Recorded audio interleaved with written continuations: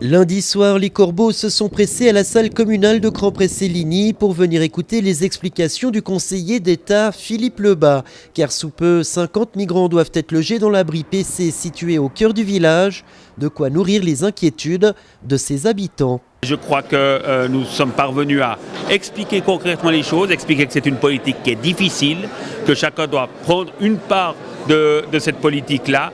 Et je crois que la population de Cran a fait preuve d'une belle ouverture d'esprit. Accompagné du directeur de l'établissement vaudois d'accueil des migrants ou encore du chef de la brigade des stupéfiants, le ministre vaudois en charge du dossier a tenu à rassurer les administrés de cette commune de plus de 2000 habitants, éligible donc pour que son abri de protection civile soit réquisitionné pour en faire une structure d'accueil. Encore une fois, l'asile est une question difficile, c'est une problématique qui est difficile à gérer, mais si on tient un discours de vérité, si on explique concrètement aux gens comment les choses se passent, quelles sont les mesures prises par le coton, je crois qu'on finit quand même par faire passer un certain nombre de messages.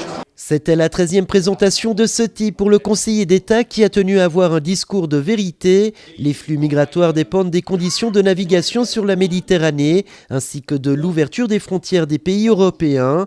L'arrivée des migrants à Cran se fera sous peu, c'est une question de jours, mais aucune date n'a encore été officiellement arrêtée. Ils arriveront dès que nous aurons terminé les discussions avec la municipalité pour régler les derniers détails techniques et en fonction des arrivées en Suisse de migrants. Nous ne sommes pas maîtres de cela, mais c'est probable que ce soit un avenir assez proche. Vaud reçoit 8% des requérants ayant déposé une demande d'asile en Suisse et quelques 5200 personnes sont actuellement assistées par les VAM.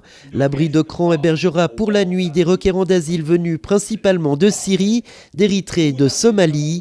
En journée, ils seront redirigés vers les structures d'accueil de jour de Nyon, voire de Lausanne, pour y suivre des cours de français. Nous constatons que dans les 12 abris qui aujourd'hui sont ouverts et exploités par les VAM, il n'y a pas de gens qui restent dans les environnements directs, comme il n'y a pas d'augmentation de délinquance constatée par la police cantonale. À l'issue de cette séance d'information publique, Philippe Lebas s'est prêté au jeu des questions-réponses.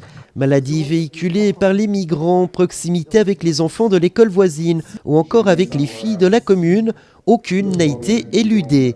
En reconnaissant plusieurs fois que le risque zéro n'existe pas, Philippe Lebas semble-t-il conquis son auditoire. Comme à Bonien, Nyon, Gland et Coppet, les migrants semblent déjà faire partie du paysage communal de Cran-Pressé-Ligny.